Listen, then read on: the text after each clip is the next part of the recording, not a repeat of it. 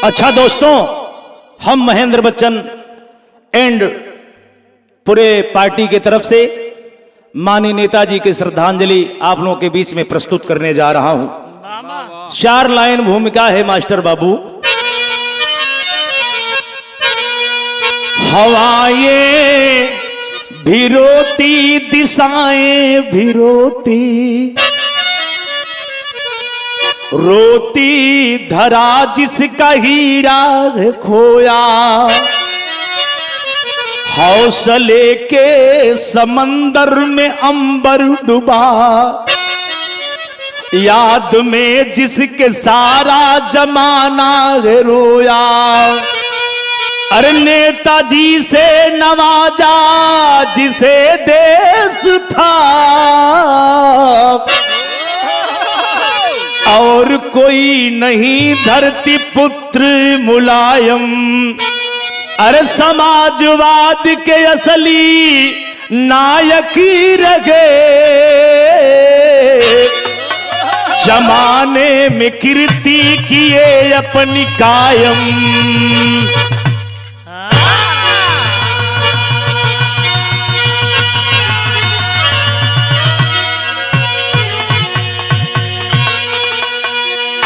हिंदुस्तान में हिंदुस्तान दुखी है, सबके आंखों में आंसू भरा हुआ है कि ऐसा नहीं होना चाहिए था, लेकिन ये महेंद्र बच्चन के दिल का दर्द कह रहा है। क्या?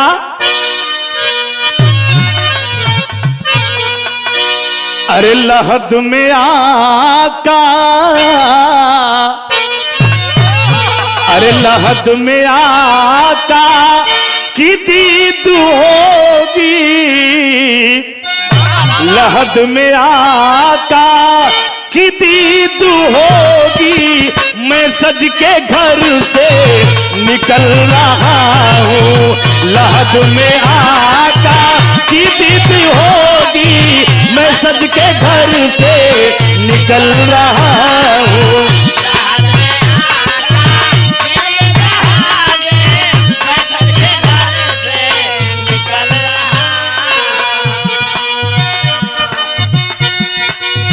लहद में आका की दीद होगी, मैं सज के घर से निकल रहा हूँ।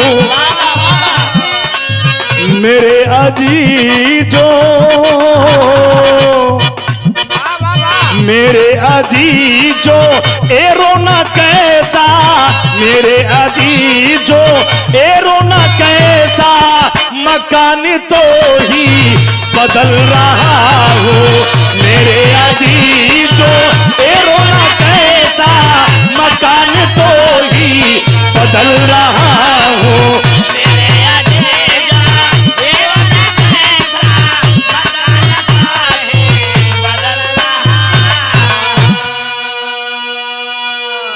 लेकिन हमारे गया गुरुजी ने बड़ी सुंदर लाइन यहां लिखा। क्या? अरे दुखियों के राजा, अरे दुखियों के राजा, अरे लौट के आजा, अरे दुखियों के राजा, अरे लौट के आजा। रोती दिशाएं रोता गगन है, दुखियों के राजा लौट के आजा। रोती दिशाएं गगन है।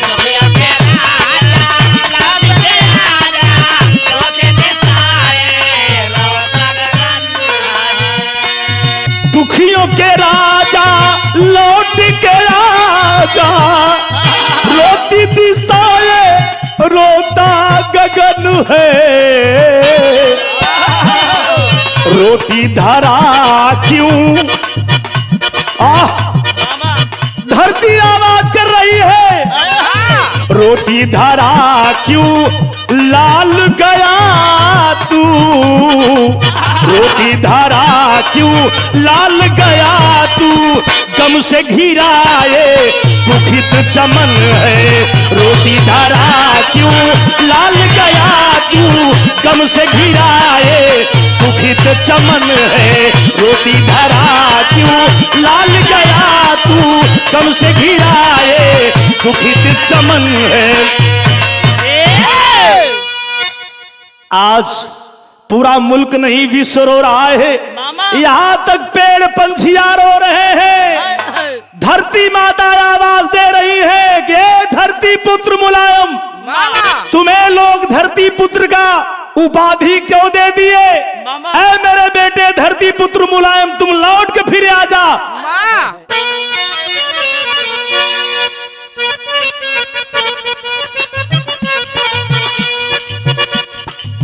हवाएं हमेशा पहाड़ से टकराती है, मगर बादल को अपनी शक्ति से बुलाती है, सूर्य की लाली असंख्य किरणों में होती है, धरती के आंगन में आकर प्रकाश बोती है, कौन कहता है प्रवाह नदी का न मुड़ता है, मिलते ही समंदर से लहरों में बटुरता है, इटावा सैफई की बात करने वाला हूँ, जहाँ पर पाया समाजवाद का उजाला हूँ, यादव मुलायम सिंह की जिंदगी की गाथा है, जमाना जिसको जमाने को ओ नवाजा है, शुगर सिंह मूर्ति का वंश कहाने वाला, शुगर सिंह मूर्ति का वंश कहाने वाला, देश ही नहीं पूरे दुनिया को रुला डाला।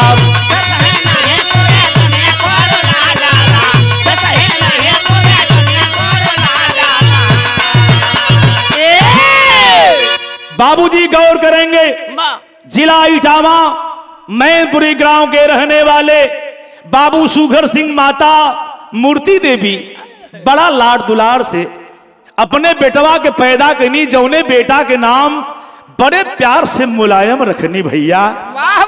22 नवंबर 1939 में जन्मे बाबू सुगर सिंह माई मूर्ति के गोद में लाड प्यार से अपने बेटा मुलायम के पललन 5 गो बेटा पैदा भइलन।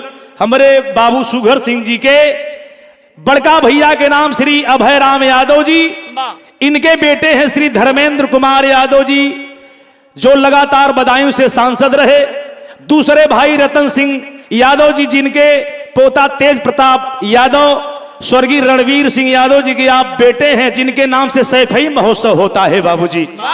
तीसरे भाई हैं आदरणीय नेताजी, जो दुनिया को आज रुला दिए, और उन्हीं के सुपुत्र करोड़ों अरबों दिलों के धड़कन, हम लोगों के नेता चहेता राष्ट्रीय अध्यक्ष माननीय श्री अखिलेश यादव जी।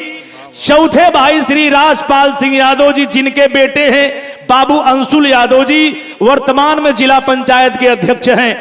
5वें भाई में से माननीय आदरणीय श्री शिवपाल सिंह यादव जी, जिनको पूरा भारत जानता है, इनके बेटे हैं श्री आदित्य यादव जी।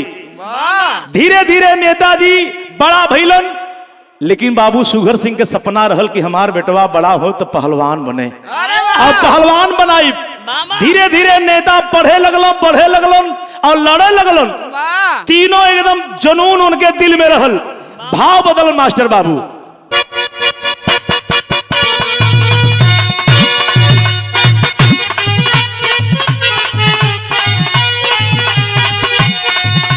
नेताजी के जनून रहल कि कुश्ती लड़के अपने बाप के सपना के पूरा करब। अरे वाह! बाबू सुगर सिंह जी के का कोने कोने के अखाड़े पहलवानी चमकल, कोने कोने के अखाड़े पहलवानी चमकल, या तो वंश का निशानी खानदानी चमकल। अरे या तो वंश का निशानी खानदानी चमकल।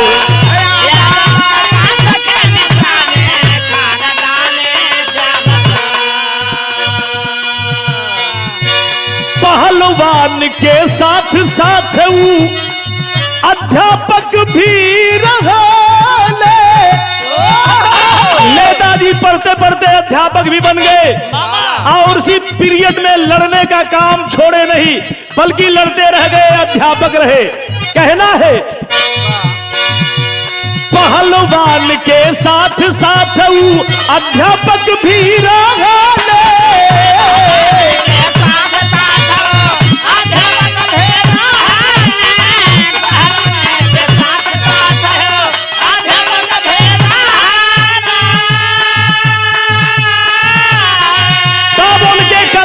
के देख के आवाहन करता, के आदेश करता, राजनीति में आ जाओ तुम लोहिया जी तब कहले।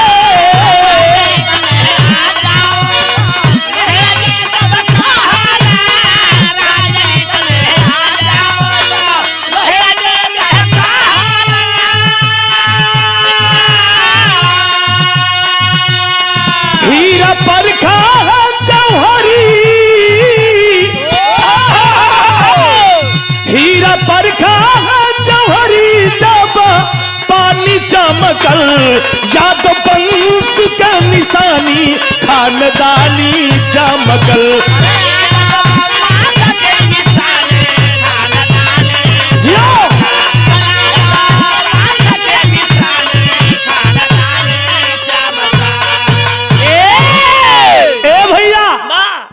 चर्चे का विषय बन गया, पूरा सरगर्मी हो गई कि बहुत ही लड़ाकू है, इनका दांव का कोई जोड़े नहीं है।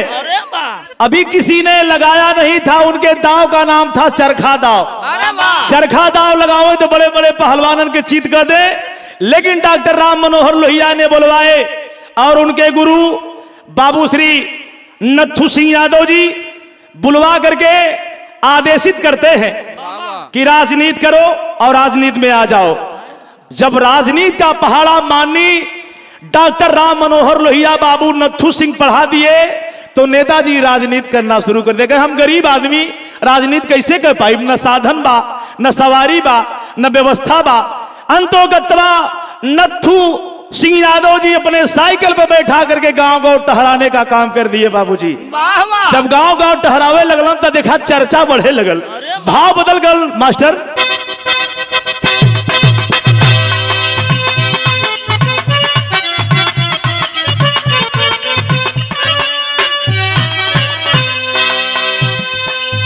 अरे राजनीति के अखाड़े पर उतर गईले, अरे राजनीति के अखाड़े पर उतार गईले, अरे उतार गईले, मौका पाउत चुनौआ के लाड़ गईले। राजनीति के अखाड़े पर उतार गईले, अरे उतार गईले, मौका पाउत चुनौआ के लड़ गईले।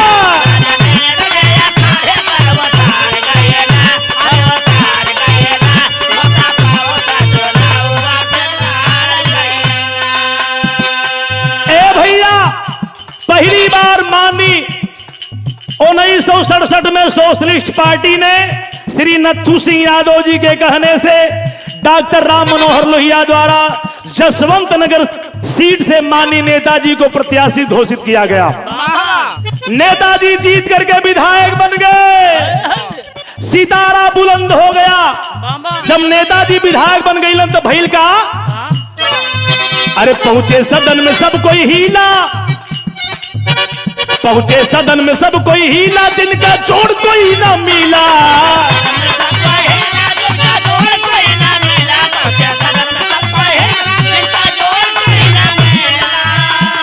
ए भैया पहुंचे सदन में सब कोई हीला, कम उम्र बा। अरे कैसे विधायक हो गई ना भैया। पहुंचे सदन में सब कोई हीला, जिनका जोड़ कोई ना मिला गाड़ल तम्मू सालों साल के उखाड़ गईले, अरे उखाड़ गईले मौका बहुत चुनौआ के लड़ गईले, गाड़ल तम्मू सालों साल के उखाड़ गईले, अरे उखाड़ गईले मौका बहुत चुनौआ के लड़ गईले।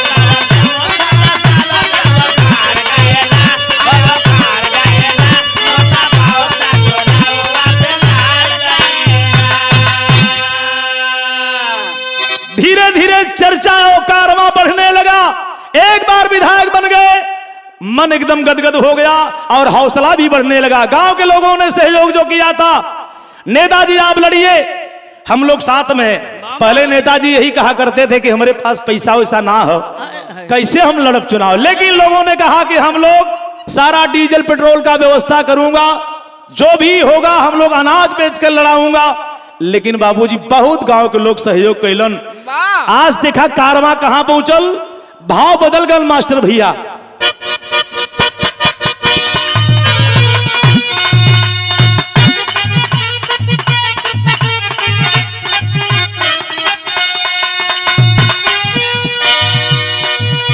अरे चला कारवां नेताजी के,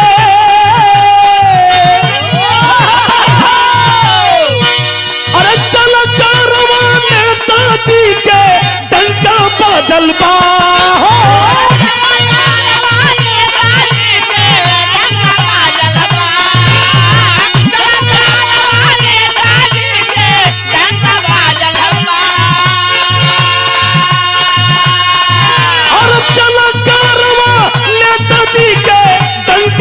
जलवा हो मोर्चा,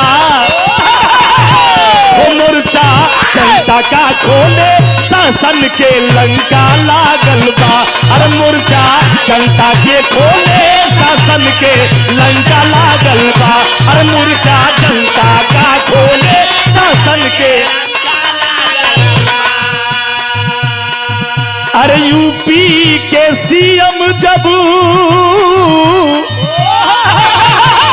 यूपी के सीएम जब बन पहली बार हो,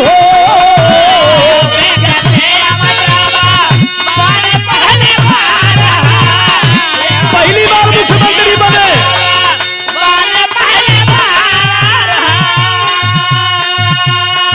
जब मुख्यमंत्री बने तो उनकी सोच रही कि गरीब के आंख में आंसू नहीं देखना चाहता है मुलायम सिंह यादव। कहा कैलन तब, यूपी के सीएम, यूपी के सीएम जब बन पहली बार हो,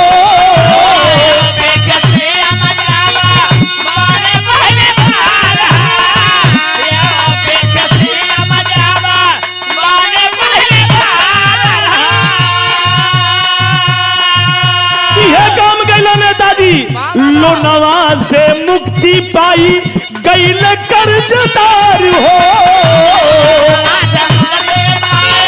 लोन कर्जा माफ कर दिया नेताजी,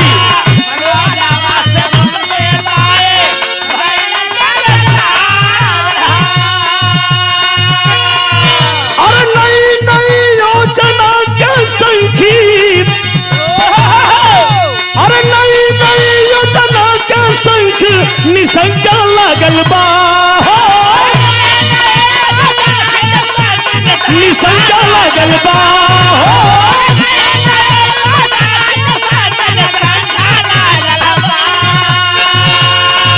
अरे नई नई योजना के संग निशंका लागल बा, ओ मोर्चा, ओ मोर्चा जनता का खोले शासन के लंका लागल बा,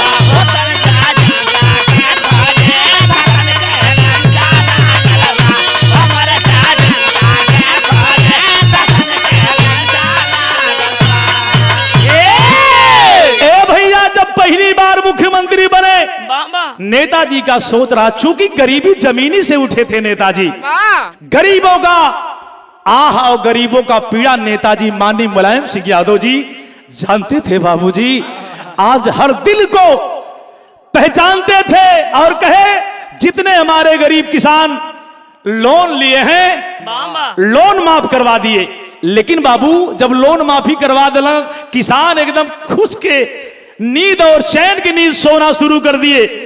बिरहा में कभी तेरी शैली में लिखला हमारे गया गुरुजी।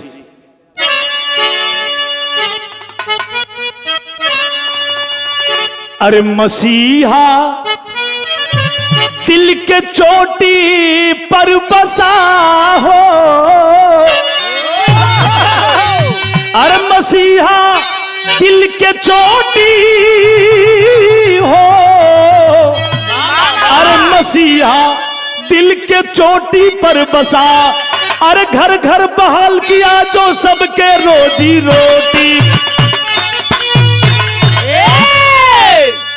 नेताजी जौने दिना ई सुना देला कि सारा कर्जा माफ हो गल, लोन वाला जितना गरीब रहला बाबू एकदम खुशी की नींद सोए लगलन, और नमक रोटी जवन नसीब में रहे वो तो करते रहे भैया।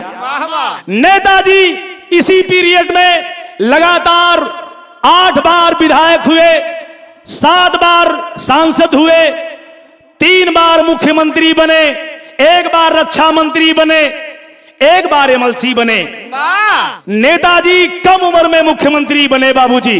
नेताजी को रक्षा मंत्री का जब पद सौंपा गया, अपने जवानों के साथ नेताजी चलने का काम करते हैं। दुनिया के पहले नेता थे जो सियाचिन में अपना कार्यक्रम लगवाए और जवानों को हौसला दे करके नेताजी आगे आगे बढ़े हैं और कहते हैं जवान तुम चिंता मत करना, घर की परवाह मत करना, ए मुलायम सिंह यादव तुम्हारे साथ है। बाबूजी जब नेताजी रक्षा मंत्री बने थे तो जवानों के लिए यही कहा था कि पहले जवानों की सिर्फ टोपी जाया करती थी, लेकिन अब मुलायम सिंह यादव का ये वादा है और कानून है, अब जवान की डेड बॉडी और उसकी वर्दी उसके परिजन तक जाएगी और उसे 10 लाख रुपए दे करके उस परिजनों का आंस पहुंचने का काम नेताजी ने किए। बिरहा में भाव बदलन मास्टर।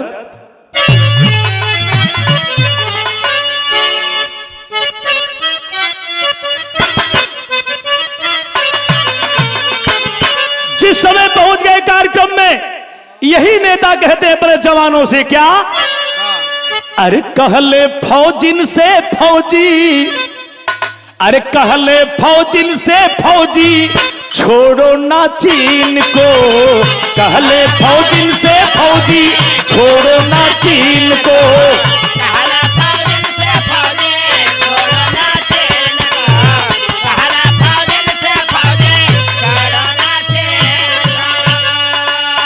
कहले फौजी से फौजी छोड़ो ना चीन को, कहले फौजी से फौजी छोड़ो ना चीन को, घुसकर सीमा में उनको दागो संगीन को, घुसकर सीमा में उनको दागो संगीन को।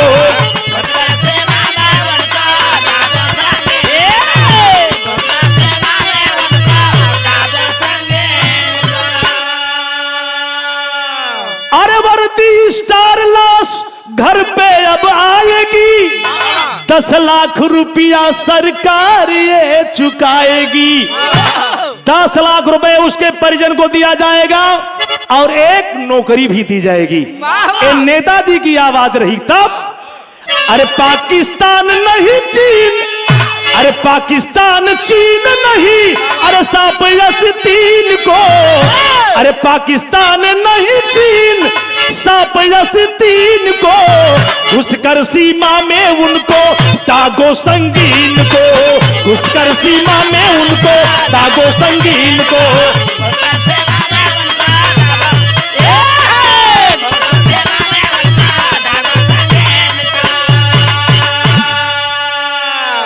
ऐसा नेता दुनिया में पैदा होना मुश्किल है मित्रों, लेकिन बता देना चाहूंगा बारे ईश्वर बारे मालिक, ऐसे लोगों के लिए बहुत ही जगह है आपके पास। अरे वाह! अरे 2022 में संकट आया बन यमराज,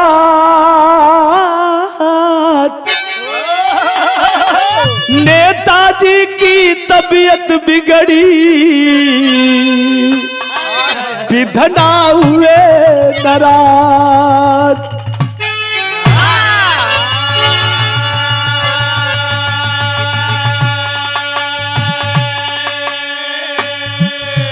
नेताजी की तबीयत ठीक नहीं है, मेदांता हॉस्पिटल में एडमिट हैं। दुनिया के नेता, दुनिया के डॉक्टर सब लगे हैं कि नेताजी किसी हालात में ठीक हो जाएं। लेकिन बाबूजी बारे कुदरत नेताजी की हालत बिल्कुल नाजुक बताई जा रही है। भाव लगल मास्टर बाबू।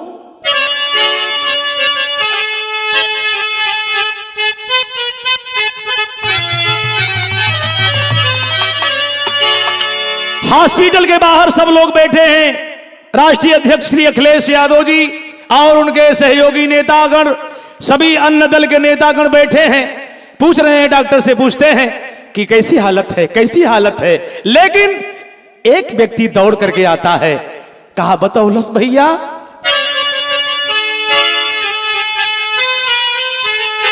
ये बतौलस और आइल अस्पतालिया से ये बखबरिया,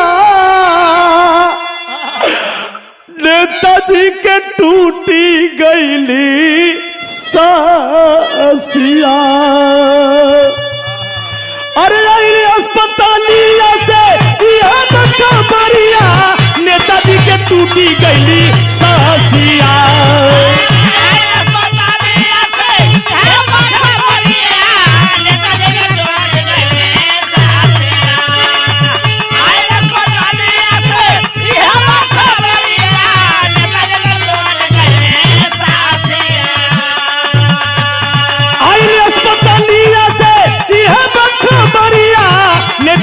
टूट गईली सासिया, अरे छाई गईली देशवा में गम के बदरिया, दुखवा में डूबे भारत वासिया। अरे छाई गईली देशवा में गम के बदरिया, दुखवा में डूबे भारत वासिया। अरे छाई गईली देशवा में गम के बदरिया, दुखवा में डूबे भारत वासिया। जो जहां सुना वहीं गिर गया, आंखें नम हो गई सबकी, रोने लगे। राष्ट्रीय अध्यक्ष श्री अखिलेश यादव जी दौड़ते हुए जाते हैं। जिस समय हॉस्पिटल के अंदर बाबूजी हुआ क्या, रोवे हिंदुस्तान, रोवे सीमा के जवानवा, रोवे किसान पीटी छातिया। रोवे हिंदुस्तान, रोवे सीमा के जवानवा, रोवे किसान पीटी छातिया।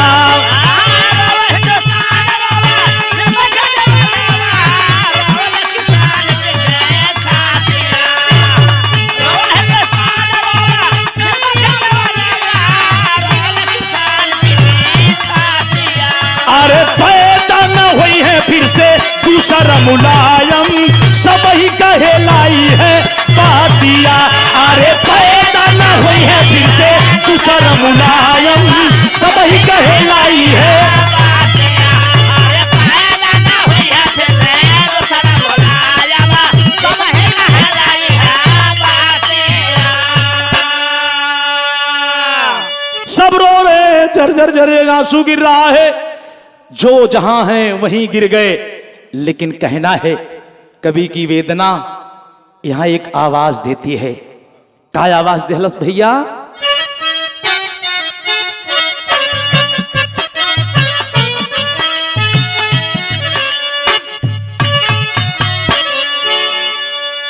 माननीय अखिलेश यादव जी कहते हैं क्या, अरे पिताजी के साया उठल, अरे बाबूजी के साया उठल, सिरवा पे जे करे हो। पिताजी के साया उठल, सिरवा से जे करे हो। झर झर रोवई अखिलेश हो।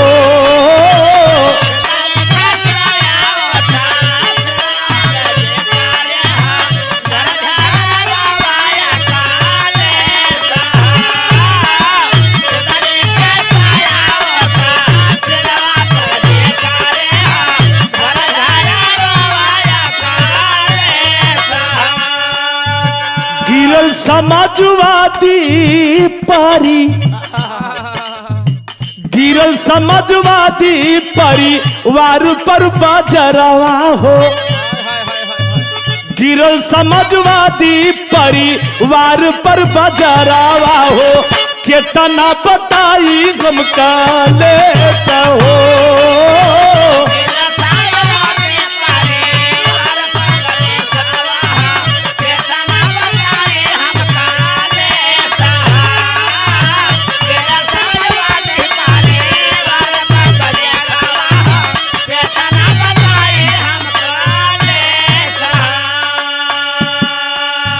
जाकर के बाबू के पास पहुंचलन, गोड़वा पकड़ के रोए लगलन। का कहलन? अरे आँखी मुंड सुतल बाटे बगिया के माली, अरे हो गइल बहार से चमन जैसे खाली, कैसे भुलाई तोहके दुनिया जहनवा हो, कैसे भुलाई तोहके दुनिया जहनवा हो, मरला करे जावा में ठेस हो। कैसे भुलाई तोहके दुनिया जहनवा, मरला करे जावा में ठेस हो, कैसे भुलाई तोहके दुनिया जहनवा, मरला करे जावा में ठेस हो। सबकी सांसें थम गई मित्रों, हिंदुस्तान में पूरा भूचाल आ गया। सारे दल के नेता हाय हाय करने लगे कि वाह, ऐसा हीरा फिर पैदा नहीं होगा, दूसरा कोई मुलायम पैदा नहीं होगा। आज धरती माता रो रही कि मेरा लाल कहां चला गया। कवि जी पहपट का लाइन लिखलन गया कवि जी।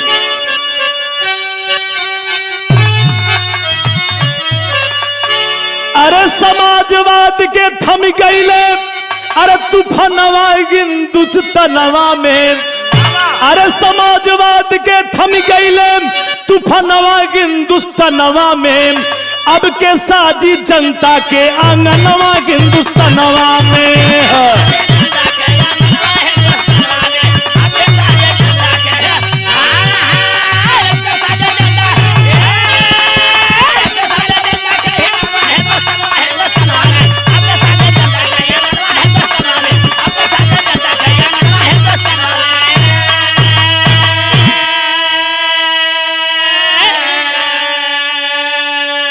इतना ही नहीं मित्रों, सारे लोगों में यही चर्चा बनी रही। क्या?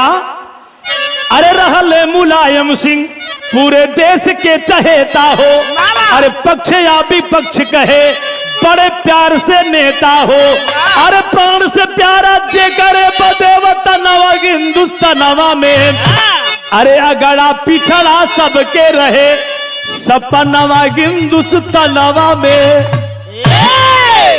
अगड़ा पिछड़ा किसी दल के नेता रहे, बड़े अदबो लिहाज के साथ नेताजी करके संबोधन करते थे बाबूजी। लेकिन बारे नेताजी, आपका जाना दुनिया में बहुत खल रहा है लोगों को। आप एक देवता थे, भगवान थे, लेकिन बिरहा में कभी भाव लिखल भैया आल्हा में। अरे मैदानता से लेके चलल, अरे लसिया मुटरिया भैया, कार्यकर्ता के भीड़ देखे बदे में डराई, अमर रहे के नारा गुजल सगरी डहरिया भैया, पहुंचा है साव जब उससे भाई में आई, शिवपाल यादव रोवे पिछड़ल बिगड़वा जेकर, राम गोपाल भैया के आंसू ना रोकाई, डिम्पल यादव रोवे बाबू कहवा चली गई ना हमरे, दुख यखिने लिखल लिखा पूरा परिजन इकट्ठा हो गए और तांता लगा हुआ है भाई। कम से कम 3 लाख के प्लस भीड़ है। जब मैदानता से डेड बॉडी जब चलत बा भैया, उस समय का सैलाब, उस समय का भीड़ देखने लायक है भैया। लोगों के आंखों में आंसू है। लोग नेताजी अमर रहे, नेताजी अमर रहे का नारा लगाते हुए जब सैफई में पहुंचे तो मैं सैफई भर गया भैया। लेकिन कहना है अरे लाखों के भीड़िया अरे जुटल सैफई में भैया, लागे जैसे दुनिया हो टूटी पड़ल आई। अंतिम दरिया खातिर लाश पर खाइल भैया, दर्शन करने लोग सुमन चढ़ा।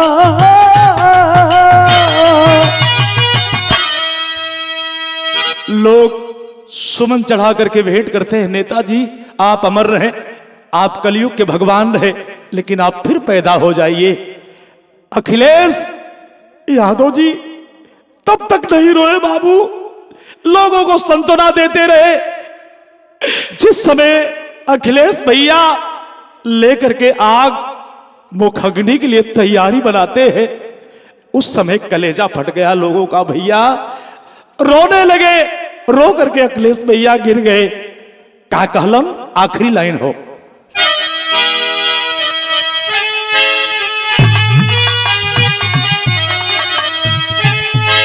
अरे रोवे हिंदुस्तान आज फूटल भगिया, अरे रोवे हिंदुस्तान आज फूटल भगिया। ततिहल भैया अखिलेश पिताजी के अगिया।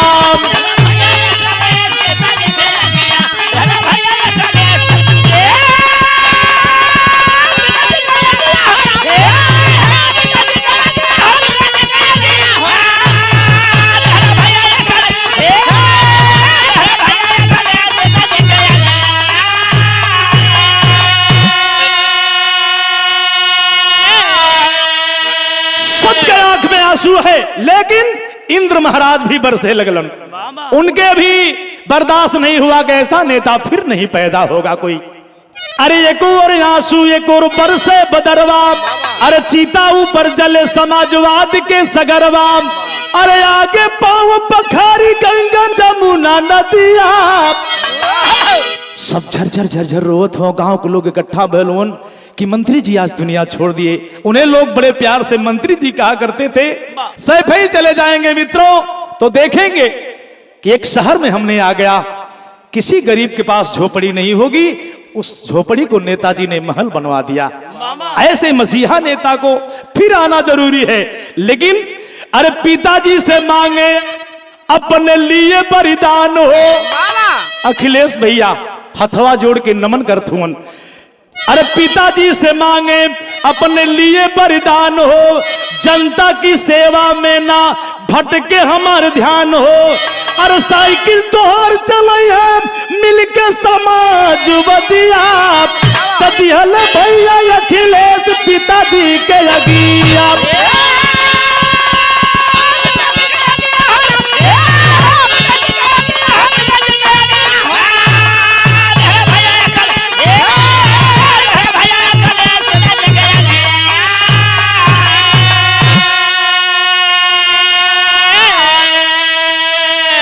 तो नेताजी को सच्ची श्रद्धांजलि अर्पित और नमन करता हूं महेंद्र बच्चन पूरे टीम की तरफ से कि नेताजी अमर रहे और इस कलयुग में किसी भेष में फिर पुनः नेताजी पैदा हो। हमारे गीत की आखिरी और अंतिम लाइन कहना है, अरे गुरु बिहारी गुरु गणेश रामलाल मुरबा का स्वर्ग चंद्रिका प्यारे लाल के लहरे विजय पताका, अरे मसीहा दिल के चोटी पर बसा, महेंद्र गया कभी के चर्चा सगरों होती, मसीहा दिल के चोटी पर बसा।